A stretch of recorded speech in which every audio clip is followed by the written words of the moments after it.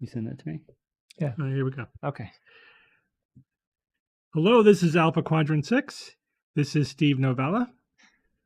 And I am being very formal tonight. Yes, Hello. I forgot what the intro was. Should we just start right for the final? No, let's talk. Just tell the people that are here. We're going to do 3 shows tonight. We're going to do Avatar: The Way of Water.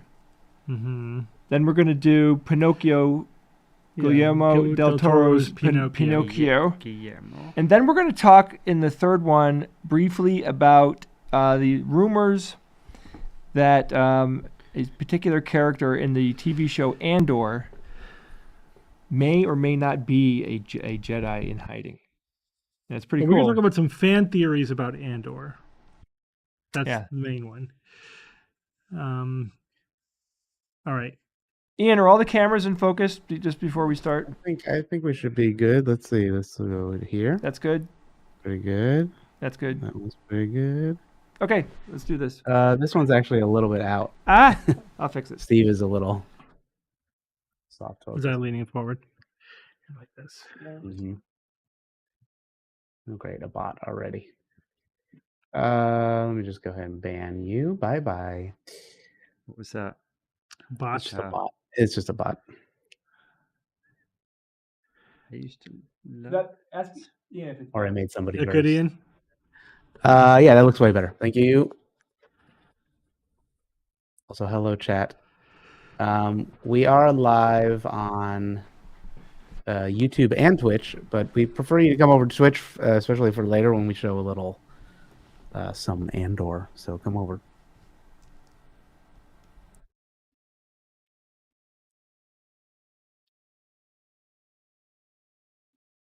Okay, we're ready to roll. Okay. Ready to officially start the fifth episode let's now? do it. Ready, Bob? Yep. All right, stand by for recording.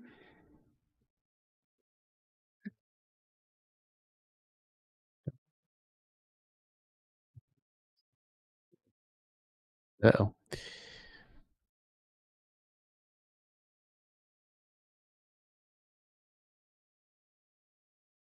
Well, I'm recording in one place. I'll try to fix it later. Are we good? Yeah, we should be good. Okay. Steve, All right, here we go. you know what to do. Hi, this is Steve. This is Bob. This is Jay. We are Alpha Quadrant 6, a science fiction review show. And on this episode, we are going to review Avatar: The Way of the Water. The Way of the Water. This is the second film in the Avatar franchise from James Cameron. The first Avatar is still, right, the largest box office hit ever. Now we go back to what, 2009 for that movie? 2011. Is it 11? Yeah, I think it's 2011. And that was a long time ago. Like I don't understand what took so long. The technology was there on the first movie. But well, the technology has significantly improved. I think that's kind of a big point. So I think we all are kind of on the same page about this. We're not. I don't think we need to do like a spoiler-free versus spoiler-ridden version of the review. No, let's just go full spoilers. Let's just go for it. There isn't really much plot to talk about, to be honest with you. So if you saw the first movie, you know the plot of this movie, and so there's not really anything to spoil. The good part of Avatar is, as everyone is saying, that the visuals are stunning. You know, they're gorgeous. The environment on Pandora that Cameron created is beautiful. The ocean scenes. It might be the most visually pleasing movie I've ever seen. Yeah, visually stunning. It is. I mean, one of the cool things about Cameron is that he's a director, but he's also an inventor. Yeah. And he in Avatar 1, I just saw a list of 6 to 10 breakthroughs he made in Avatar 1, and Avatar 2 was no less significant in terms of underwater performance capture. He basically reinvented cinematography underwater. Mm-hmm. I mean, this is not Aquaman on wires with a fan blowing his hair back. I mean, that's how they filmed Aquaman. Mm-hmm. They weren't filming in the water. And if you look at everybody you see in the movie underwater is really underwater. And I learned they are holding their breaths because any bubbles apparently would interfere with the motion capture. I don't know about that, but they had to train to hold their breath, and they were holding their breath for 3 minutes, 4 minutes, and I think the record one of the actors held her breath for like 7 minutes. Yeah, that's longer that's than one of the impressive. stunt people. Amazing. Yeah. Amazing. Maybe they have crocodilian hemoglobin. And so it was beautiful. Yeah. Technologically, technically, visually, this thing it took my breath away. Yeah. I could live in that environment. It was just beautiful and But stunning. as we know Yes. now, right? Like we have to get to the classic problem. the problem was that from where I sat was that the writing it was a mild retread of the first movie. Yeah. I wouldn't say it's a complete retread. It wasn't, but there was The broad strokes were there. a Yeah. lot of similarities between the plot line, the overarching plot line of movie 1 and movie 2. But I have to say, I have to pull the old standard. The character development wasn't that good. And when you don't have good character development, you don't care as much as you really should for a 3-hour movie. Well, A good sign that there's poor character development, one is that you don't care about what's going on, and two, you can't even identify the characters by their names. Right?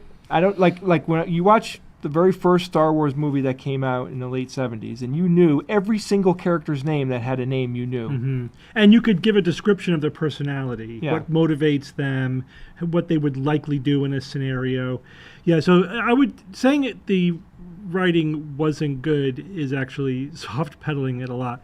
The characters were terrible, one-dimensional tropes, and the writing, the story was simplistic, and again, one-dimensional, unimaginative, and pretty much a complete retread of the first movie.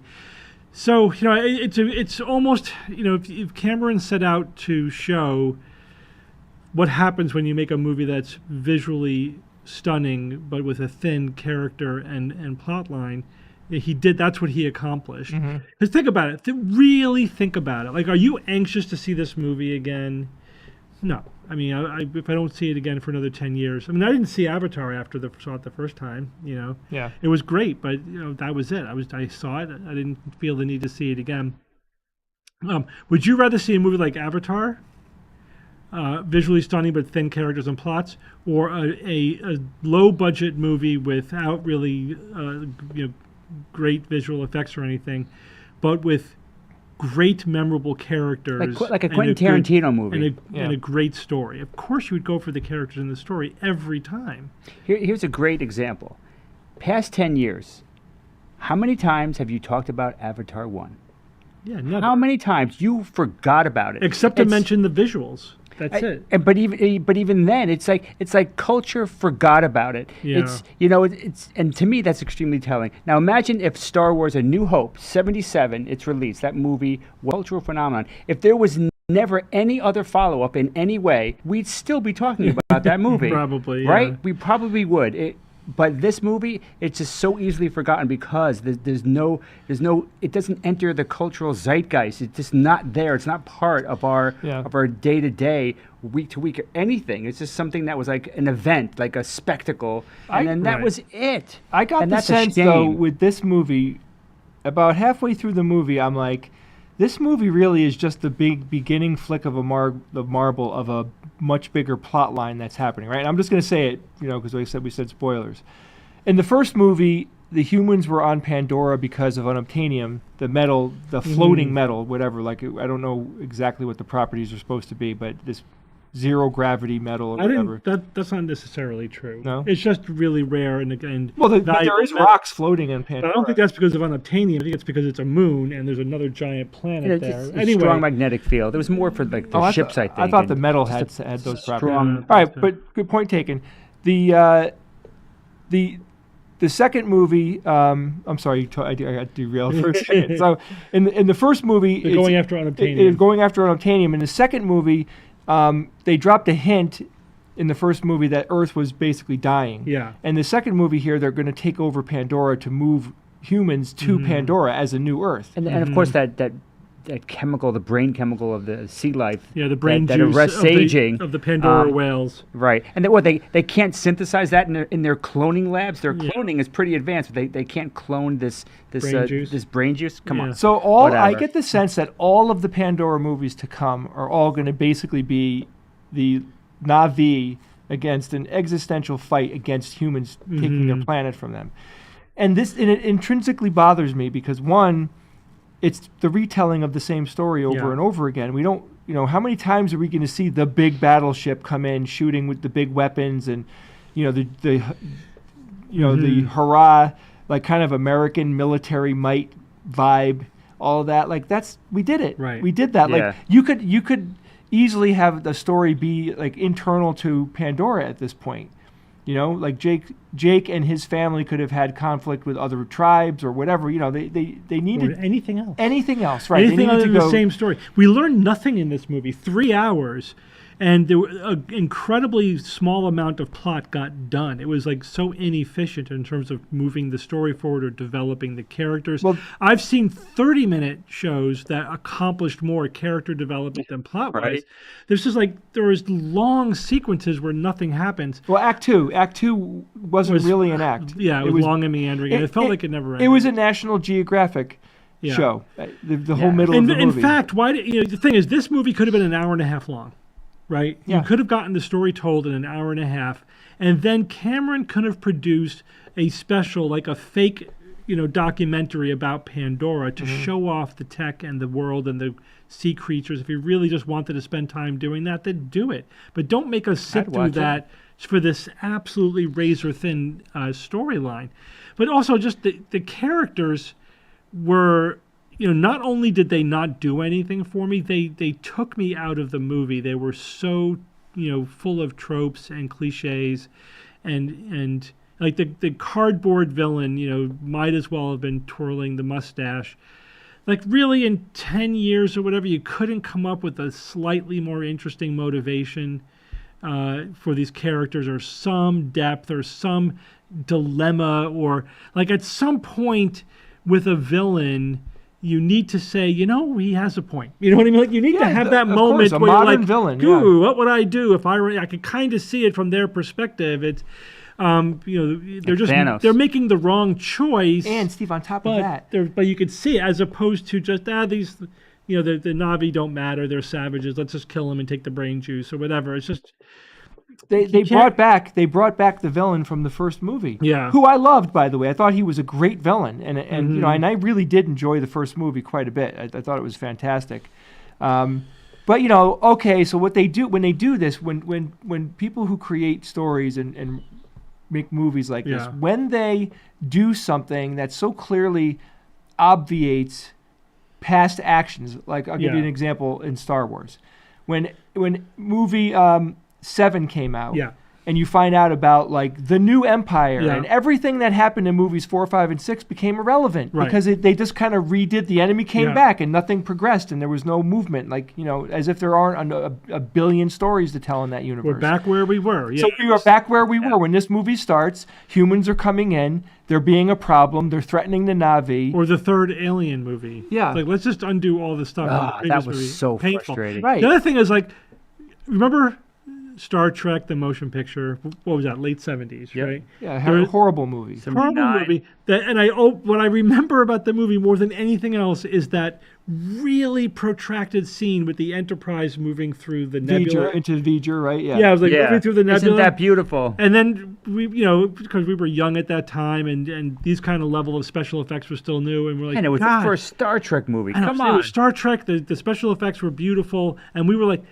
damn, that was boring as hell. Yeah. And with the music, right? Nice. So I'm like, and then since then I'm like, okay, so we kind of had to learn that you can't just throw in lots of special effects for their own sake. No, it's got to serve the story in some way. Again, that's why I thought we learned that lesson culturally over 40 years ago, and here we are with the same exact. But it's hard. A good story is hard. It's hard. There is an explanation, and look, and I really appreciate Cameron and his body of work. Yeah, I respect him. I really like Terminator 2, Aliens. Of course, I mean he's got a catalog that you cannot argue against. Ignore. He knows what he's doing, and that's why he can be so He knows better. He knows better. This was a stroke of his ego. He was, doing what really pleased him. He wanted this movie to luxuriate in the beauty of Pandora in a way that it's not good for storytelling. It's not good storytelling. And it's going to it'll make a, $1.5 billion, $2 billion. It's going to rake in the dough. So it's like. It is raking in the dough already. Yeah. Absolutely. But it's interesting what you said, Steve. It's an hour and a half movie. I agree with you. Yeah. The movie would be much better if they edited it down. Somebody will do it, by the way. Yeah. Edit it down to an hour and a half. If you're going to take 3 hours, I better walk out of that theater knowing every third level character in that movie. I should know everything about them for 3 hours. And they had characters that they, like the princess. I get she was a secondary character, right? The daughter of the chief of the water tribe. Yeah. They usually, you don't really like do a deep dive on secondary and tertiary characters. I get it. But you had 3 hours.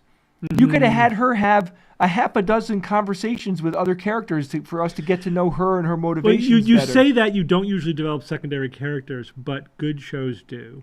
And that's one thing I notice about like a really good show is that even the most tangential characters are interesting. So we've reviewed Andor. We're going to be talking about it again. There's the guard's mother, right? The guy who gets sent, who gets fired and basically has to go home and live with his mother again. That the mother is the most tertiary character you could possibly imagine in the storyline of the show, and yet she was a fascinating character. Yeah. When she was on screen, you were interested in what she was going to say and what she was going to do. She had personality, And she was Harry Potter's aunt. Yeah. so you that's the kind of thing you need to do when you're producing a big budget franchise production or movie. And the talent is there. While he was spending a decade perfecting the technology, have professional screenwriters up the screenplay a little bit. How often do we say this? Like, there are brilliant It's not like he didn't have the budget or the cachet or the access. or the access. Yeah. What if he hooked up with Pixar to help with the story? And Yeah, probably but, anything. but I get imagine? the sense that he is one of those people that, like, I'm writing the story. It's my story, and Yeah. I'm going to write it, And Well, that's he- the other problem is that you get somebody who is that powerful, and it's like the Peter Jackson problem. It's like, how did the 3 Lord of the Rings how were they so awesome, and the Hobbit movies were so terrible? Yeah, I think you just get the feeling that Peter Jackson no longer had the people around him that could tell him, this sucks, we need to fix it. Yeah. He was too big, for his britches. So like Lucas for 1, Yeah. 2, and 3. Yeah, you didn't have. There were no producers that were in there to say, "Come on, you can't do that." You need those other voices with projects this big. When you're making a movie Right. that costs $300-400 million to make, right? And this may be the most expensive movie ever made, I think. Yeah. Mm-hmm. So People are saying. so we don't get it. This is what the Yeah, we three don't of us get it. collectively don't understand is like why. How could the movie suck so much? Yeah, I mean, and I'll admit it. Like when I was watching it, it was gorgeous, and I was enjoying it, and I really liked the characters. It's worth seeing. Go see it. It's stunning. And one I of had, my biggest I had that disappointments. reaction. I also had the reaction of, what the hell is happening here? Like, there's Yeah. nothing going on the screen. Yeah. So I can't remember the character's name. I love her. I love Yeah. his wife. What's his wife's Neytiri, name? is it Neytiri? Neytiri, yeah. Neytiri. I loved They pushed her aside. that character. Yeah. I loved her in the first movie. I thought, because she is Badass. badass. Yeah. And Cameron has a history of having badass female Oh, role sure. models. Linda Hamilton, Sigourney Weaver. Yeah. I mean, And he she does was it. she He was does it. nothing like them in this movie. It was just like, where? She had the Why one fight waste her? scene where she was Crybaby. kicking ass. But I Finally wanted at to the learn end. more about her. I wanted to learn more about the character. Because of the damn kids. The bro kids. Yeah, the bro, bro, yeah. cuz. Oh, my God. All right, so this is what Cameron will probably hear this, not from us, but from the collective. More Will he more care? character development, less luxuriating in Pandora. We get it; it's beautiful. We like being there too, but we want story to happen while we're there. And I think in movie 3, if we go into that movie and it's basically like, let's fight the cowboy humans again, if that's what's happening, I'm really, really Yeah. going to be pissed off. Like, he's got to what I evolve think is gonna this happen. situation. He's got to evolve it. I know. It's like, this is like at the same place that we were after Star Wars movie 7, where we were like, really? They're doing the retread where they're just shuffling around the scenes from the first trilogy? Got their plot wheel. But we were like, but there's 2 more movies. Let's see where they take it. Maybe they're going someplace more interesting. They're just setting the stage. And so we're kind of can make that excuse now. But of course, we were massively disappointed with the final Star Wars trilogy. I'm prepared to be disappointed for the Avatar, whatever trilogy or how many movies he's going to make. But who knows? Maybe the message will get through, and he's like, okay, I guess we should, use 0.0001% of this budget for some actual screenwriters, to make it good and not just be totally self-indulgent. It's always a disappointment when, and this goes for the Star Wars movies and other franchises as well. You get all this money together, and you have tens, probably 10,000 people worked on that movie from a special effects side. You have all of these people putting all this manpower into it. Like, how dare you? How dare you make a $500 million movie and not make the plot should be epic. The screenplay. The plot should be drop dead gorgeous. Like, oh my God, the script in this movie is so freaking awesome. After a decade, it's bulletproof. You have no on this for excuse 10 years. because we now know that there are lots of talented writers out in the world because TV is so awesome. And we've said we're spoiled now. Yeah. We've raised the bar. Sorry, too late. Yep. We now want plot and characters, and if we don't get it, we know there's no excuse. You're right. That's it. I feel like he had this story already scripted out 10 years ago. 10 years ago. Maybe it's possible. I mean, because it wasn't that much I wouldn't work. be surprised. It didn't take them that long. All right, so guys, if you enjoy this show, you can go to alphaquadrant6.com. We have a Patreon. If you'd like to support us and help us continue making these shows, you can also join that.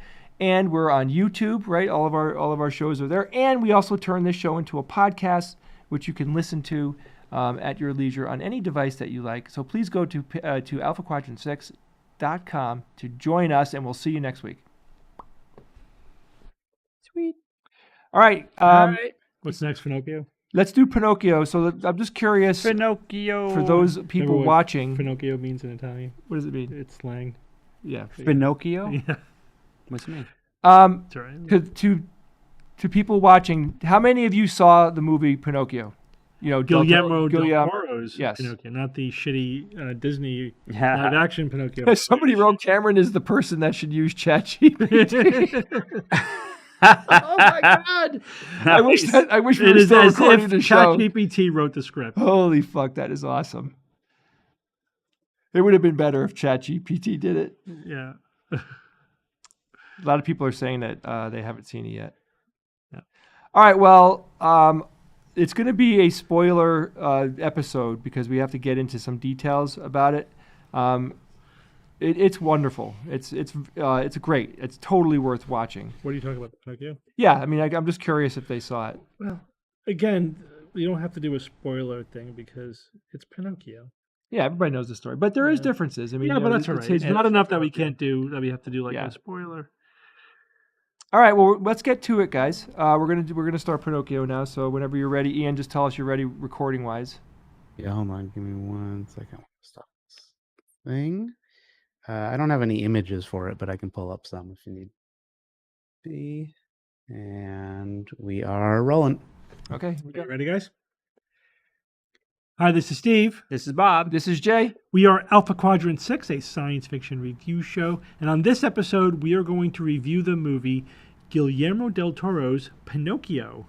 Pinocchio? Yeah, well, you know the story. Most of us know the story of Pinocchio. Or you don't know the story. So he did a retelling. He did a retelling. Yeah. He went back to the source material, like the original story. A lot of the Disney-esque stories, like stories that we consider to be Disney. They always whitewash all the bad stuff. Yeah, they scrub it clean, and but a lot of them come from dark stories. Things that are a little bit more serious or whatever. So Pinocchio was a bastard in that book. Yeah, he was like, there was lots of shit happening. Like, damn, man, what are you doing? It's like crazy. He's a punk. So this movie, first of all, we're all fans of stop action. The puppetry and the stop motion movies are an art form that I'm so happy is not Survive only the digital surviving, age. but it's like blossoming. People love it. There was love it. There was like 8 or 9 stop motion movies in the past 5 years. I mean, and the techniques are amazing. They're getting better and better and better. Now, Pinocchio, guys, this movie is the 3rd most translated book of all time. Yeah. 3rd most I after didn't the know Bible, The Little Prince, and then Pinocchio. There's been over 32 movies. 32 movies. Yeah. Most of them are utter crap. Utter and totally crap. There's lots of books We saw books. Steve Yeah. and I went to the Museum of Modern Art last week, and we saw the Pinocchio exhibition. Oh my God! Gorgeous. It was fantastic. Yeah, so in terms of the scenery, you know, the sets were gorgeous. The detail was amazing. Like to be just standing there, you know, in person and seeing you appreciate the detail so much more. Like you want to live in Geppetto's house. Like it's adorable. They're big. They're big because people They're actually big. have to be able to move around. Yeah, there. they're big. Yeah, they're obviously I not mean, human Geppetto size. was like about this big, Right. for the most part. And Yeah. I was talked to twice by security for getting too close to the sets. Twice. Hollered at twice. And then you know they do that with they include details that show that the physical space has a history. Like there's damage and repairs, and the carpet is worn. You know what I mean? Like it just feels real and lived in because they did pay attention to those tiny details. And if you look at the puppet animation, the puppets themselves, the way they weren't treated as puppets. The animators were treated as actors. They weren't Yeah. just manipulating puppets. Del Toro treated them like actors, Talent, like the talent. And it's the method that he used was fascinating. It's called naturalistic. So the puppets, he told them to make them more realistic, have them like do things that people really do. They scratch their butt. They look tired. They actually sit there. You see the puppets sitting there or standing there, and they're thinking about something. They're changing their mind. They're considering things, and they don't do that. That's typically not done at all. And I just love that he did that. And even mistakes. He said, I want these puppets to make mistakes. Like they try to shut a door. It takes 2 or 3 times, because sometimes you don't shut the door right. Yeah. And he wanted that naturalistic methodology really like makes them just takes them to the next level. So technically, it was fabulous. It was gorgeous to watch. And Well, let me throw out another thing then Yeah. about not technicality, but technically these puppets we saw them. I mean, these things were, I would love to have these. Engineering marvels. Right. I mean, in their own typically, right, if you look at cutting edge stop motion puppetry, it's typically replacement animation where they take part of the face and then put the other piece, and they slowly, the mouth slowly changes into the various the phonemes of the words and things, or they do replacement heads like. Jack Skellington had 700 heads, and they just replaced. It's all replacement. But Leica brought that to new levels with using 3D printing, and they had thousands of heads. But this was mechanical animation, mechanical puppet animation. So they actually had little, gears and flaps in the head, and the head was covered in silicone. So you could take the eyebrow and move the eyebrow and move the lip. So it Wow. was that kind of mechanical amazing. animation, which is they're like little clockwork heads. It was beautiful, totally amazing technology, and you don't see that very often. It's typically the replacement animation. So getting to the plot and getting to the quality of the writing and everything. First, very much unlike Avatar, the gorgeous technicality of the movie, the artistry, the art, development, everything, Yes. serviced a compelling story with characters that you immediately care about. yeah, you What a immediately sweet spot. buy in, and you immediately You do care care about what a happens. wooden doll more than you care about the blue Smurfs. This movie made me cry. Yeah. I have a 9-year-old son. Mm-hmm. Again, spoilers. When Geppetto's son, which you don't see in like other versions of Pinocchio, Yeah. you get to know his son. And But at the beginning of the movie when he has a son, that guy's not surviving very long. Yeah. Because so the son died. Pinocchio's The son died, and it was really hard. I felt every single Yeah. bump in that road, And that was the point. Like we had to really feel Geppetto's desperate sadness and longing. Oh my God, man! That was important. It to was the story. palpable. Yeah, it was palpable. And it sticks. It's still with me. I watched it a couple of days ago, and I'm still like, oh my God, the movie really left an impression on me. And then when Pinocchio comes to life, and it's a different. So now you have this other soul now, right? Yeah. Because Pinocchio is not his son. It's not his son's Right. soul. I felt desperate for him. I felt desperate for Pinocchio because he was in a world he didn't know, Mm-hmm. and he's trying to, he's enjoying it. It's incredible. He's experiencing life for the first time, but he's also, mature in a sense. He's not a baby. He's like, well, interesting. You should mention that because when we were walking through 10-year-old. the exhibition, they had production elements there, including there was a production board that showed the different stages of Pinocchio's personality development and the characteristics that he had. So, like early on, he really was a toddler. Everything was new to him. He was curious and innocent and blah blah blah. But he was verbal. And he was verbal, but just in terms of like his approach to the world. And then they had the other columns. Like now he is sort of an older child, and there was a different set of personality characteristics. And then he's more of an adolescent later on, and like he's more rebellious and blah blah blah. So they actually evolved his personality through the movie as he was aging. Even though he wasn't physically aging, he was emotionally aging. So it was very thoughtful. And for that little detail, like at this point in the movie, this is Pinocchio's personality. This is how we have to portray him. It comes across, even if you're not aware consciously of it, it draws you into the character in the movie. Very emotionally charged story. And then, what happens to Pinocchio and what happens at the end of the movie, like you expect something else to happen at the end, right? Because what happens in the traditional Pinocchio stories is that he becomes a boy. But God! Definitely Act 3 of this movie was different than the typical Act 3 of the Disney Pinocchio. And so one of the new elements in this Pinocchio was that it was happening on the background of fascism in Italy under Mussolini prior to World War II and leading up into World War II. And Pinocchio gets caught up in that. And they replaced what I always considered to be the weakest, silliest part of the Pinocchio story, like the whole turning into a donkey thing, with getting sucked into a fascist kind of paramilitary, boys military. What a backdrop, though, and it fit perfectly. Beautiful way to translate the same kind of thing. He's getting sucked into the bad boys, and he's going to now suffer the consequences of that. Especially poignant today, right? Yes, come on. Especially, and then well, let's just say that there was a reinterpretation of what it means to be a real boy, which I thought was also hit home very hard as well. Well, and that dovetails nicely into some of the themes that are present here in this. This isn't.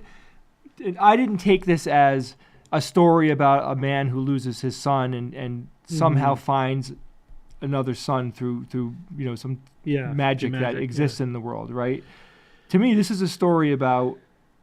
It's really like you and I were talking about this, Bob. It's a story about being yourself. Yeah.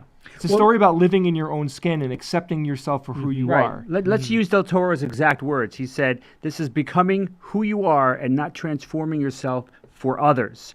Not having to change to be accepted. That's what a wonderful way to reinterpret Pinocchio. Yeah, also poignant today. Yeah, definitely, absolutely. Yeah, very timely, and it's sending the right message. It's a fantastic message, but it's permeated with sadness. Yeah. It is so sad. Like so many things. It's dark. It has a totally dark backbone. The whole thing is dark. Well, it's also about life and death. That's another strong theme in this film, and of course. Because it's about death, there's going to be sadness to it, but it's a beautiful sadness because you realize, this is not the first movie to come up with this theme, that death gives meaning to life, and Pinocchio realizes that. And, the story is also wonderfully narrated by the cricket, voiced by Ewan McGregor, who does a great job, plays a larger role, I think, in terms of the storytelling. I also like the little, design element of the wood, the tree that Pinocchio was made out of was by the grave of the son's grave. Carlo's grave. Yeah, was grew on top of the. It was the acorn. It was his acorn. That's right. Yeah, but also the cricket lived in the wood, and his home ended up being Pinocchio's heart. Right. Exactly. Yeah. What an inspiration that was. That was like what a great idea. Yeah. So the movie is beautiful.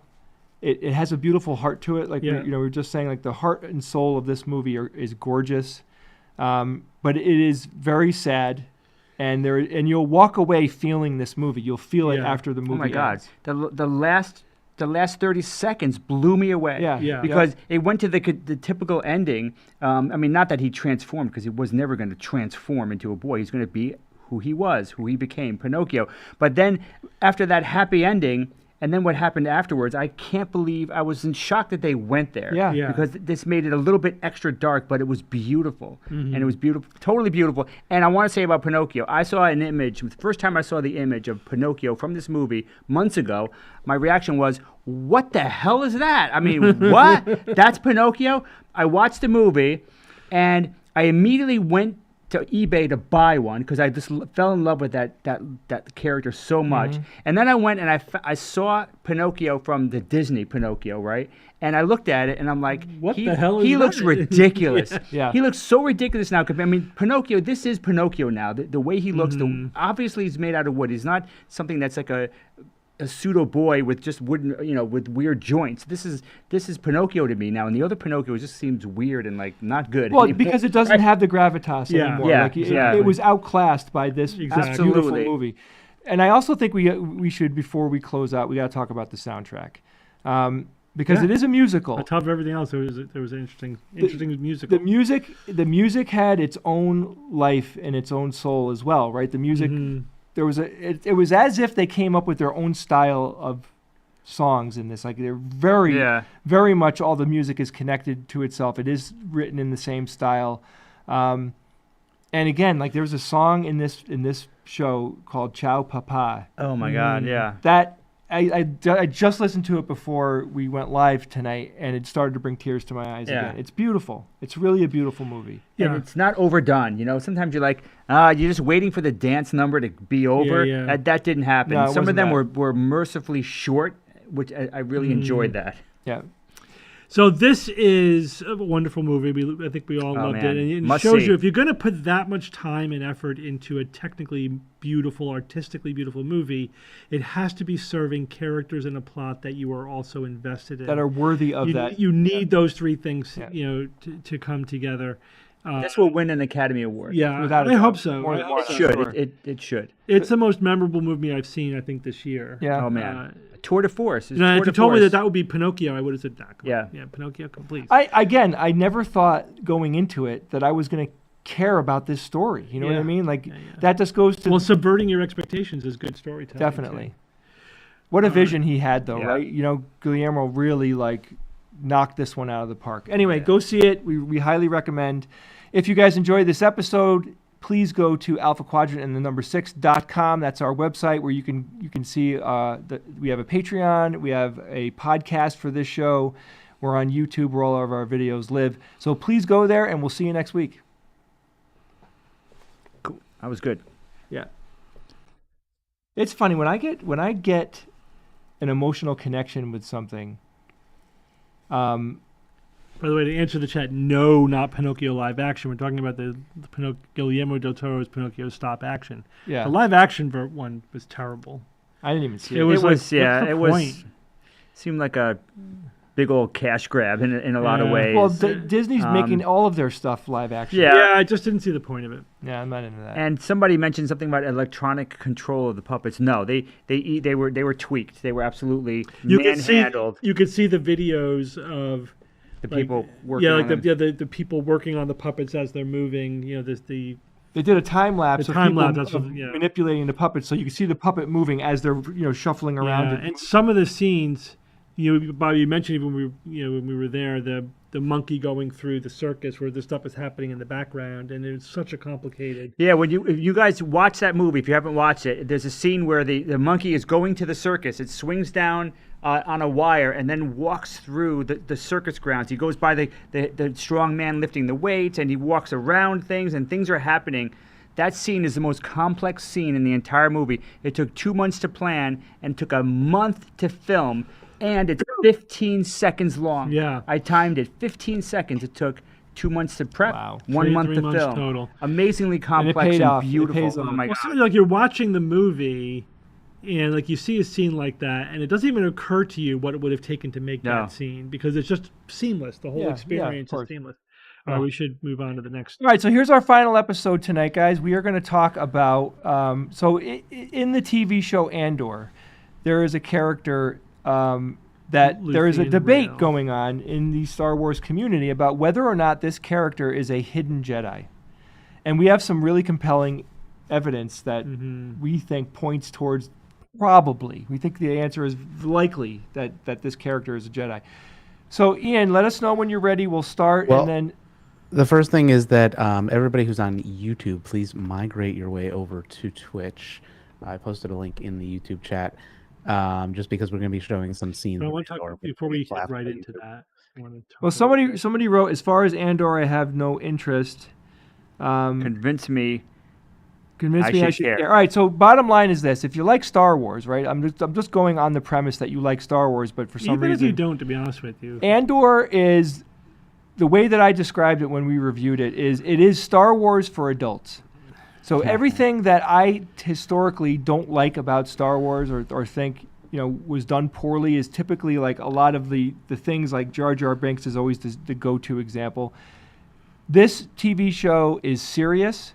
It has It's gritty. It's gritty. It has I don't want to It's say extremely well written. The characters are great. The it has a acting complicated is great. plot that is It's- fun to sink into. There's a lot of nudity. It may be the best Star There Wars is. property out there. It is one of the best Star Wars properties of Yeah. all time. I really love The Mandalorian as well, but this Andor makes The Mandalorian kind of look more like a kid show if you think about it. It's one notch above in The Mandalorian. I love Mandalorian, and Mandalorian is aiming for a certain sweet spot in terms of the vibe and the feel. You want that kind of Saturday morning adventure story kind of vibe to it. Where this is like goes one notch darker and grittier, because this is the worst. This is the darkest moment before the dawn. Yeah, The so Star Wars imagine storyline. This is the worst possible time. This is how it all began. This is what. so when you think about the tonally, it's excellently executed. Yeah. Because in the darkest hour, the rebellion has to come to being to fight back the Empire. The Empire is killing people and doing horrible atrocities. We're going like full on Nazi Germany, right? As dark as that. The worlds have been taken On a over galactic scale, by an evil galactic empire, and their job is to push back this evil. It's got to be dark. It's got to be gritty. It's got to be an adult themed thing, and that's what Andor delivers. So watch it. I highly recommend you watch it because it just doesn't. Science fiction doesn't get that much better than this.